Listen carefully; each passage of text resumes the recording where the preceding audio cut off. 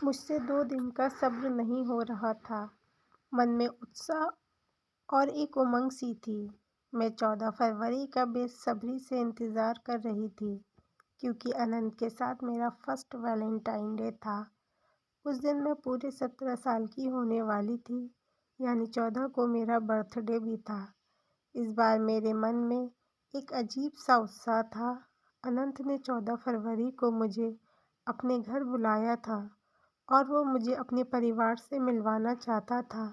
मन में एक तरफ खुशी और एक तरफ अजीब सी झिझक भी थी, और एक-एक मिनट मेरा बहुत मुश्किल से कट रहा था। दोपहर का समय था। मम्मी मेरे पास आईं और बोलीं, "निशा, बेटा तुम बहुत परेशान हो। क्या बात है आखिर? मैं 1-2 दिन से देख रही हूँ कि तुम किसी से बात भी सही से नहीं कर रही, ना ही कोई काम सही से हो रहा तुमसे। आखिर बात क्या है?" निशा मम्मी के गले में दोनों हाथ डालकर, "अरे मेरी प्यारी मम्मी, आप भी बेवजह परेशान हो रही हैं।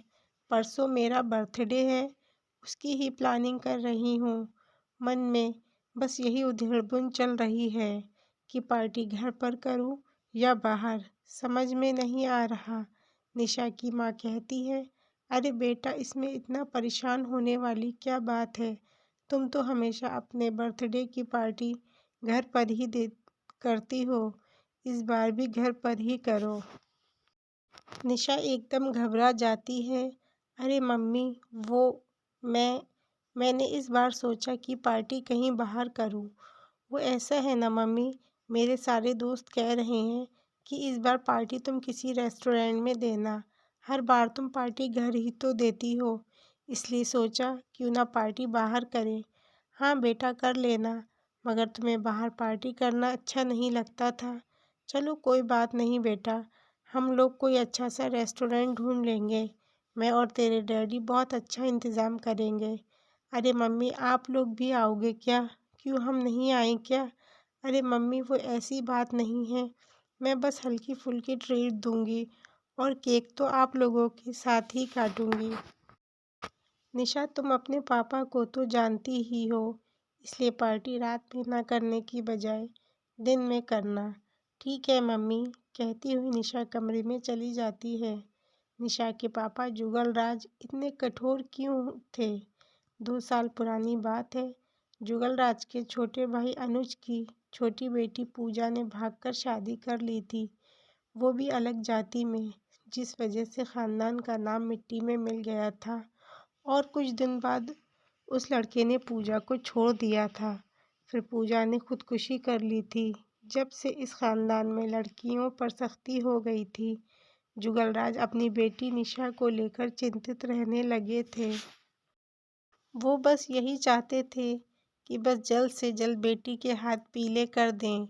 निशा सब जानती थी, वो भी ऐसा कदम क्यों उठा रही थी, और जिस लड़के से वो प्यार करती थी, उस लड़के की उम्र 35 साल से कम ना थी।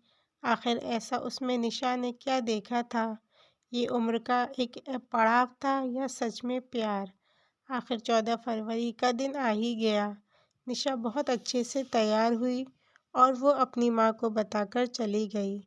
वो घर से काफ़ी आगे निकलने के बाद अनंत अपनी कार लेकर आ गया और वो उसे अपने घर ले गया।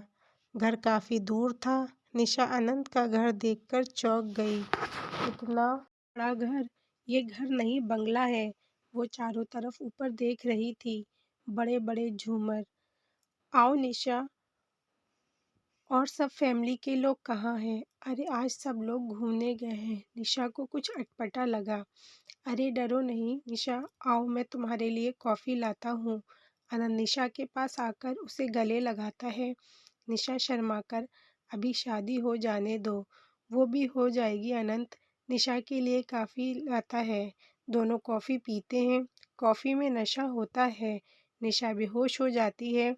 अनंत निशा को निर्वस्त करके उसकी वीडियो बना लेता है और वो अपनी और निशा की भी साथ में वीडियो बनाता है।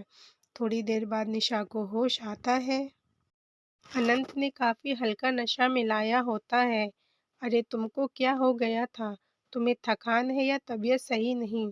मैं रूम से बाहर चला गया था, तुम्हारे होश में आने का इंतज़ार कर रहा था। क्या हुआ तुमको?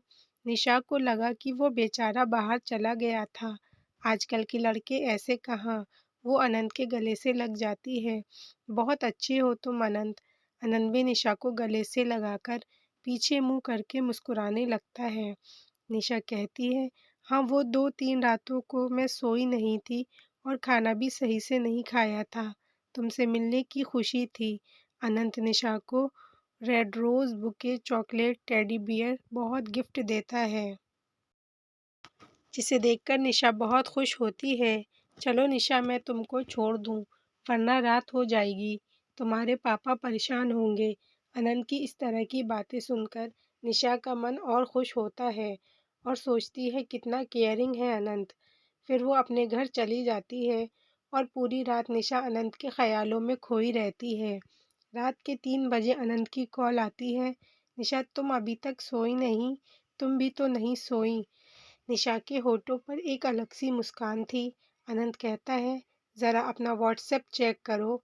वो जैसे ही व्हाट्सएप ओपन करके वीडियो देखती है, उसके होश उड़ जाते हैं। उसमें उसकी न्यूड वीडियो थी। अनंत के साथ भी न्यूड वीडियो थी। अब तो निशा के होश उड़ जाते हैं। वो अनंत को कॉल करती है, अनंत ये क्या है? माय डियर, ये लव है। आजकल लव इसी को कहते हैं। अब कल तुम आ जाना मेरे मालिक के घर। ये मेरा घर नहीं है। हाँ, ज़रा सी तैयारी से आना। मैं चाहता हूँ आज ही तुम्हारे साथ गलत करता, मगर बेहोशी में वो मज़ा नहीं जो होश में होता है। और हाँ, मेरे दोस्त भी हैं, सब मेरे साथी हैं, हम लोग हमेशा हर चीज़ बाँटते हैं। निशा को तो कुछ समझ ही नहीं आ रहा था कि वो क्या करे। उसे चाचा की बेटी की पूजा वाली बातें याद आ रही थी। निशा सोच रही थी, पापा हमेशा सही थे, हम उनको कठोर समझते थे। पूजा को जब कोई रास्ता नहीं सूझा, तो उसने पंखे में दुपट्टा बांधकर अपने गले में डालने जा रही थी और सोचती जा रही थी कि माँ-बाप हमेशा सही होते हैं। ना जाने ऐसी उम्र में हम लोगों को अपने माँ-बाप दुश्मन नज़र क्यों आने लगते हैं। कितना प्यार करते हैं हमारे पेरेंट्स हमसे और हम एक पल में उनका गुरूर, मान-सम्मान सब खत्म कर देते हैं। उनकी इज़्ज़त तार-तार कर देते हैं। अपने लिए जीवन साथी ढूँढना गलत नहीं, मगर उसमें भी अपने माता-पिता की राय हो, उन्हें सब पता हो, वो तजुर्बेकार होते हैं और हम नासमझ। ना जाने हम क्यों बुद्धिहीन हो जाते हैं। और ये सोचते-सोचते निशा फांसी लगाने ही जाती है कि फिर उसे अपने पिता का वो चेहरा याद आता है।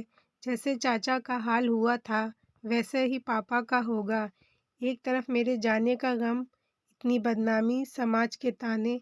मैं तो चली जाऊंगी इस दुनिया से, मगर ये दुनिया मेरे माता-पिता को जीते जी मार देगी।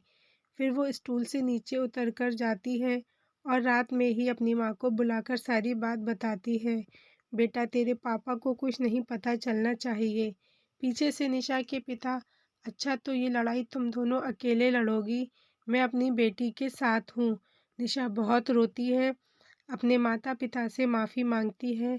उसके माता पिता पुलिस में जाकर अनंत के खिलाफ रिपोर्ट लिखवाते हैं और पुलिस मोबाइल कब्जे में लेकर उससे सारी वीडियो डिलीट करवा देती है और अनंत को सज़ा हो जाती है। इस कहानी को हर पेरेंट्स को अपनी बेटियों को ज़रूर सुनाना चाहिए।